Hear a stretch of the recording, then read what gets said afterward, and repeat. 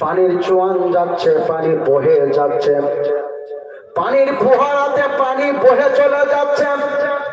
তো তিনি পানিটাকে আটকাবার জন্য বেড়াদার চতুর্দিকে বালু আর ধুলা দিতে লাগলেন।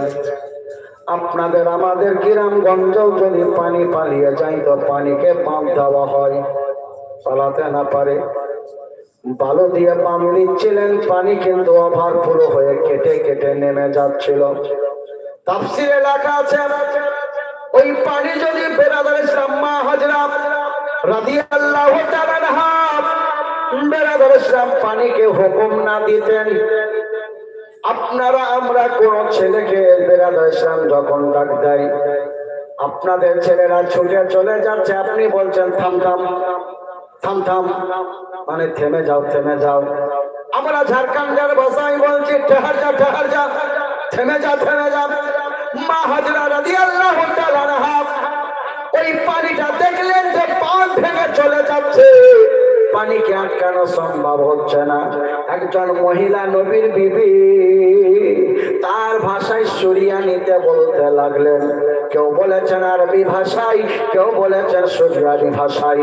বললেন চম চম, মানে থামো থামো, জোরে বলেন সুবহানাল্লাহ। চম চম, থেমে যাও থেমে যাও। আপনি আমি যতই বড় পণ্ডিত হই না কেন, পানিকে থাম থাম বললে মন্ত্রীর কথাই পানি থামবে না।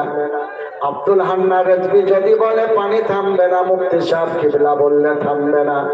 একজন নবীর বিবি পানিকে বললেন চম চম, থাম থাম। তো বেরাদার আল্লাহর বান্দি মা হাজরা রাদিয়াল্লাহু তাআলা আনহার কথায় ওই আবে চমচম কূপের পানি যেন থেমে যায়। আজও থামলো, কাল থামলো, পরশু থামলো, আর পানি কোথাও যেন করে যায় না।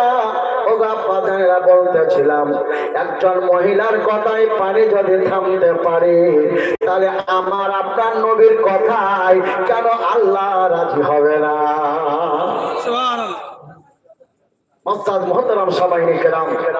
তাহলে একজন মহিলার কথায় পানি থেমে গেল, তাহলে এই মহিলা আল্লাহর আবেদা ছিল, আল্লাহর পথের পথিকা ছিল।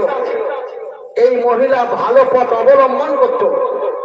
তাহলে আপনাদের আমাদের দেশে মা বোনেরা রয়েছে, আপনাদের আমাদের রাজ্যে মা বোনেরা রয়েছে।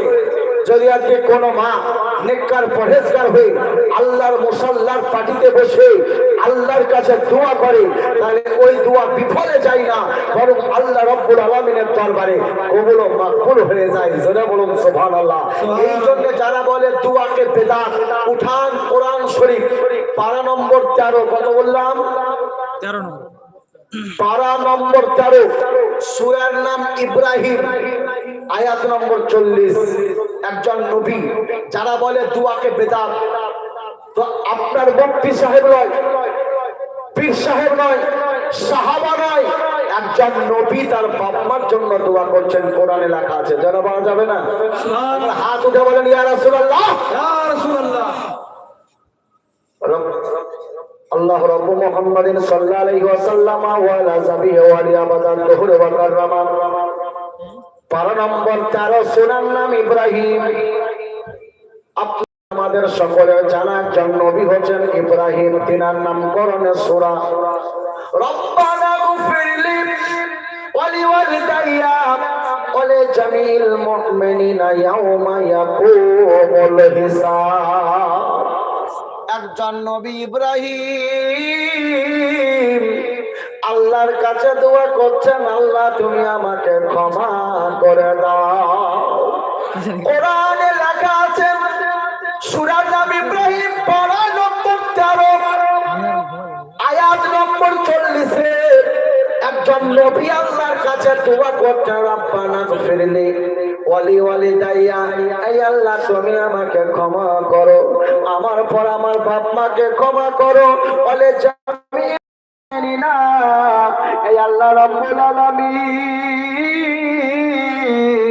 তামাম পৃথিবীর মুসলমানকে ক্ষমা করো ইয়াউমাল কিয়ামা, হাসরের দিনে। একজন নবী যদি বাপ মার জন্য দোয়া করেন মুসলমানদের জন্য,